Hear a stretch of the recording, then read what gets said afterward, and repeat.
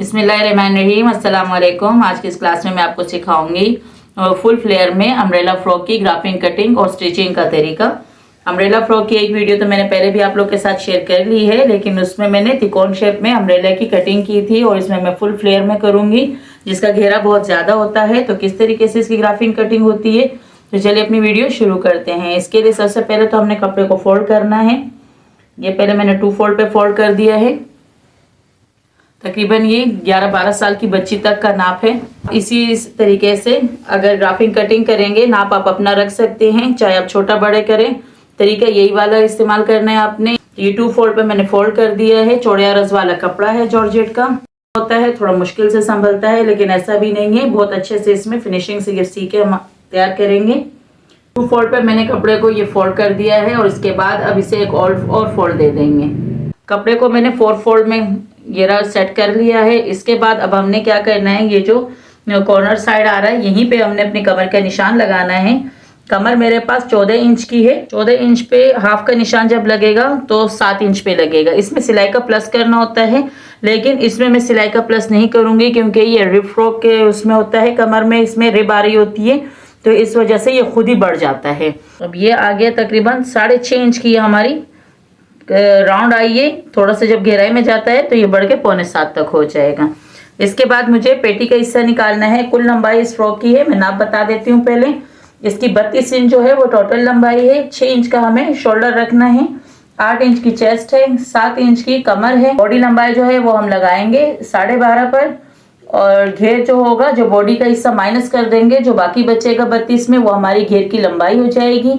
घेर की चौड़ाई होगी वो कपड़े के फुल फ्लेयर के हिसाब से होगी। आस्तीन 16 इंच की है। अगर आप फुल बनाना चाहे, हाफ बनाना चाहे, तो 3.5-4 इंच तक की आस्तीन रखेंगे। ग्राफिंग कटिंग करेंगे तो जैसे कि मैंने कमर का निशान लगा दिया है और इसमें 12.5 इंच की कमर है, आधा इंच में रख लेती हूँ सिलाई के लिए, और इससे आगे का मुझे नाप लेना है कि 32 तक आ रहा है या नहीं। तो ये रहा 32 हमारे यहाँ तक आ गया है, और 1 इंच जो है वो हमारी सिलाई में जाएगा। तो ये कपड़ा बिल्कुल सही से फोल्ड हो चुका है। अब यहाँ से नापना है कि कितना इंच आया। ये हमारे पास 21.5 इंच का आया है, तो यहाँ से भी 21.5 इंच पे निशान लगाना है। यहाँ से भी 21.5 इंच का निशान लगाना है। इस तरह करते करते आगे की तरफ आना है और 21.5 इंच पर निशान लगा लेना है। यहाँ तक कि हमारे निशानात लग चुके हैं। अब इन निशानात को आपस में जोड़ लेना है। इस निशान को इसके साथ मिलाएं, इसको इसके साथ मिलाना है, इसको इसके साथ मिलाना है, और इसको इसके साथ मिलाना है। तो ये हमारे अम्ब्रेला का ग्राफ बन चुका है। फुल फ्लेयर वाला है, इसमें कोई साइड की सिलाई नहीं होगी, फुल राउंड में सिलेगा ये। अब इसी पे कटिंग करने हैं।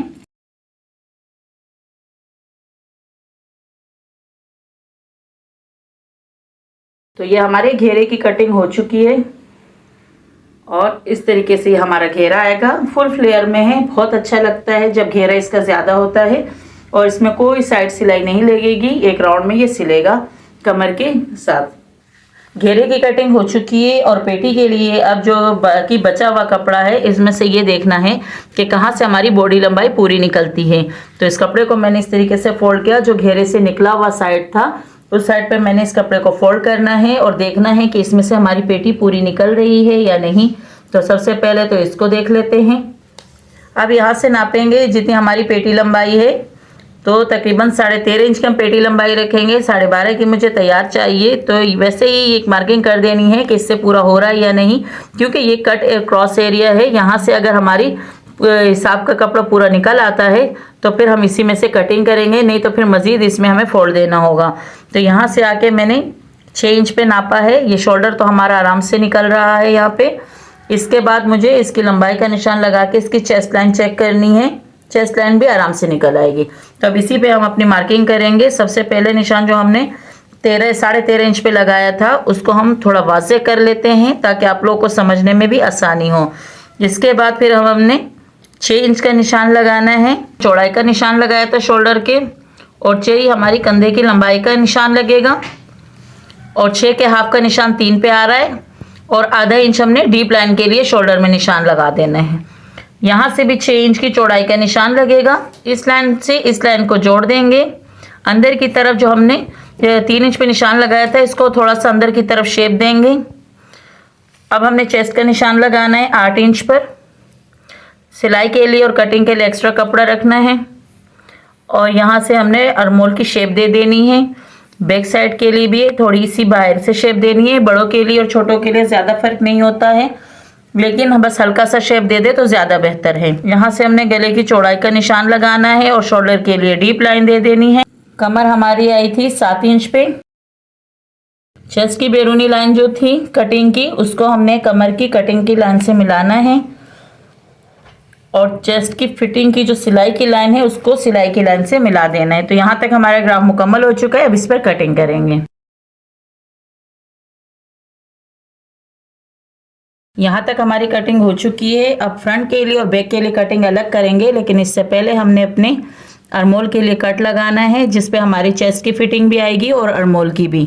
ये छोटा सा कट लगा देना है यहाँ पे और यहाँ से हमने कमर के लिए भी फिटिंग के निशान के लिए अभी से कट लगा देना है। इसी पे हमारी कमर की फिटिंग आएगी। अब फ्रंट साइड का हिस्सा जो है इसको अलग कर लेंगे। बैक का मैंने हटा दिया है और फ्रंट साइड जो है इस पर मुझे फ्रंट के लिए आर्महोल की शेप दे देनी है। अब का नाप लेंगे। ये आ रही है हमारे पास तकरीबन 8.5 इंच की गोलाई पर आ रहा है और आस्तीन की गोलाई भी इसी हिसाब से निकालेंगे। आस्तीन की राउंड जो थी वो हमें 9 इंच की चाहिए थी और ये हमारा यहाँ तक 9 इंच का नाप आ रहा है। ये साइड से बचे हुए पीसीज है जिससे मुझे आस्तीन पूरी करनी है। तो ये हमारे राउंड आ चुका है और अब हमने ये देखना है कि आस्तीन की लेंथ कहाँ तक आ रही है। तो ये तकरीबन 10 इंच पे मैं मार्किंग कर लेती हूँ आस्तीन के लिए और आगे से हमें आस्तीन की चौड़ाई जो है वो तकरीबन 5 इंच की चाहिए। तो ये निशान हमारी चौड़ाई का आ गया है और इसी पे अब हम कटिंग कर लेंगे। इसमें ज़्यादा एक्स्ट्रा कटिंग करने की गुंजाइश नहीं है, कपड़ा फिक्स आ रहा है, इसी वजह से मैं इसके साथ कटिंग कर रही हूँ।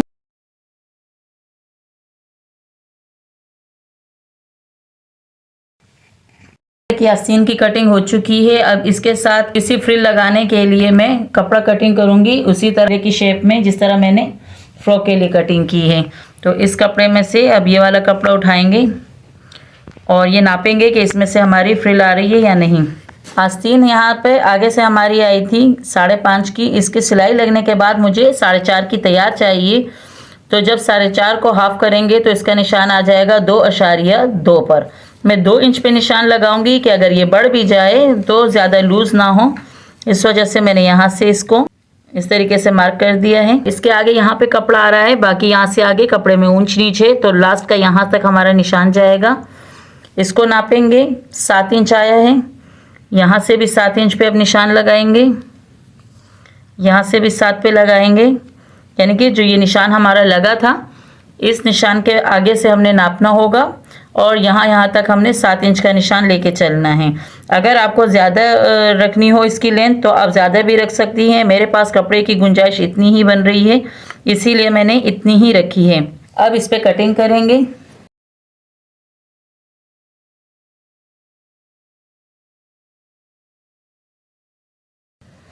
ये आस्तीन की कटिंग हो चुकी है। आस्तीन की हमने जितनी चौड़ाई रखी थी फ्रंट से उसी के हिसाब से हमने पीछे की फ्रिल भी कटिंग कर देनी है।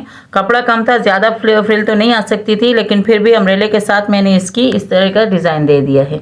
ये हमारी फ्रंट पेटी है और इसके हिसाब से मुझे पट्टी के लिए थोड़ा कपड़ा कटिंग करना है। इसमें थोड़ी डिज़ाइनिंग भी हो जाएगी। ये वाला पट्टी का कपड़ा जो है ये हमने इस तरह स्ट्रेट रख दिया है और इसके ऊपर मैंने अब ये वाला कपड़ा रखना है जो हमारे फ्रंट का है।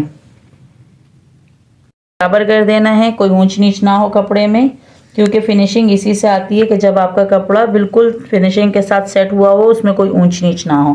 तो ये कपड़ा हमारा सेट हो चुका है और अब यहाँ से मैंने इस एक्स्ट्रा कपड़े की कटिंग कर लेनी है।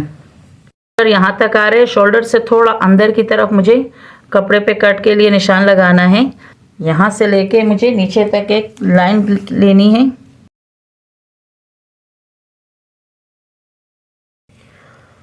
अब ये वाला कपड़ा जो है ये मैं पट्टी के लिए सिलाई करूँगी, साथ साथ फिर समझा भी दूंगी कि किस तरीके से होगा। एंड तक वीडियो मुकम्मल देखें ताकि अच्छे से समझ में आए। स्किप करने से मेन पॉइंट जो होते हैं और जो टिप्स ट्रिक्स होती हैं वो आप मिस कर लेते हैं, इसलिए कोशिश यही करें कि एंड तक पूरी वीडियो देखें। और ये फ्रंट पेटी जो थी इसको भी अब हमने सेंटर से कट कर देना है। हिस्सा हमारा कट हो चुका है और इस पट्टी पे अब मैं ये सिलाई करूँगी और सिलाई करके फिर आपको दिखाती हूँ। ये हिस्सा हमारा यहाँ जाएगा और ये वाला हिस्सा हमारा यहाँ जाएगा। एक कपड़े पे ये रख के सिलाई करना है। इसे सिलाई करके मैं दिखा देती हूँ अभी।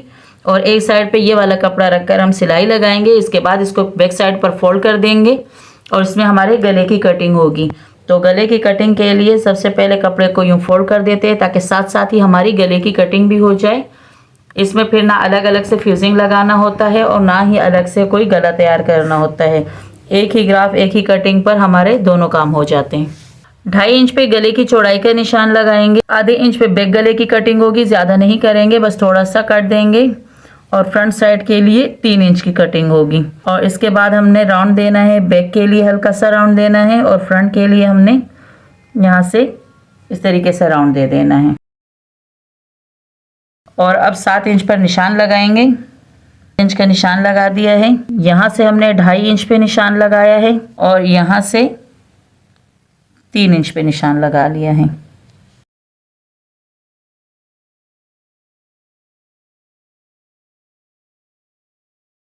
यहाँ तक हमारी कटिंग हो चुकी है और इस पर अब फ्यूजिंग लगा के और प्रेस करके फिर मैं सिलाई का तरीका सिखाऊंगी। सबसे पहले तो हमने शोल्डर की सिलाई लगानी है। दोनों शोल्डर की सिलाई लगा लेंगे। यहाँ से भी ये वाले शोल्डर को यहाँ से इक्वल रखना है और ये सिलाई कर लेना है।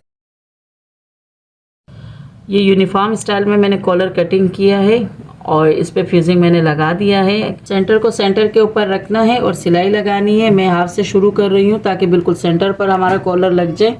सिलाई मुकम्मल करेंगे, फिर गले के दूसरे साइड तक कॉलर को लेके जाएंगे। ये कॉलर हमारा सिलाई होके यूँ आगे तक आ जाएगा। इस साइड से मैं सिलाई लगा रही हूँ, फिर इस साइड से भी।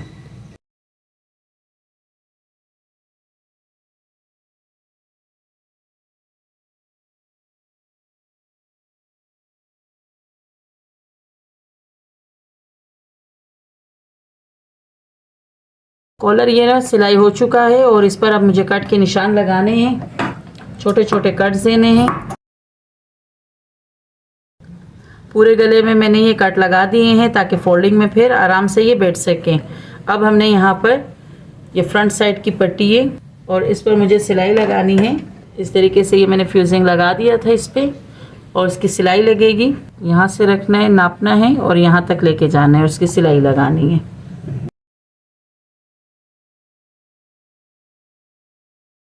इस एक साइड पर हमारी ये पट्टी सिलाई हो चुकी है। अब इस पर मैं कट के निशान लगाऊंगी ताकि फोल्डिंग में आराम से ये अंदर को फोल्ड हो जाए और पेचकस की मदद से इसको अंदर की तरफ नोक निकालेंगे। पट्टी की सिलाई हमारी हो चुकी है। अंदर तरफ पे भी बहुत फिनिशिंग के साथ ये फोल्ड हो चुका है। और अब इस दूसरे साइड की भी इसी तरीके से मैं पट्टी सिलाई कर लेती हूँ।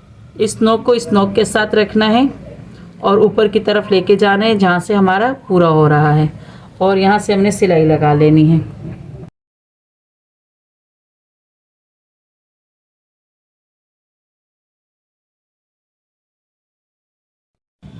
इस साइड की पट्टी भी हमारी ये रही सिलाई हो चुकी है और उसको अंदर की तरफ हमने फोल्ड कर दिया है। ऊपर से इसकी लुक कुछ इस तरह से आएगी कि ये वाली पट्टी भी रेडी है हमारी और इस साइड की भी। अब ये अंदर की तरफ जो इजाफी कपड़ा है इसको अंदर की तरफ यूँ फोल्ड दे देंगे। इसके बाद इस पर तुरपाई होगी।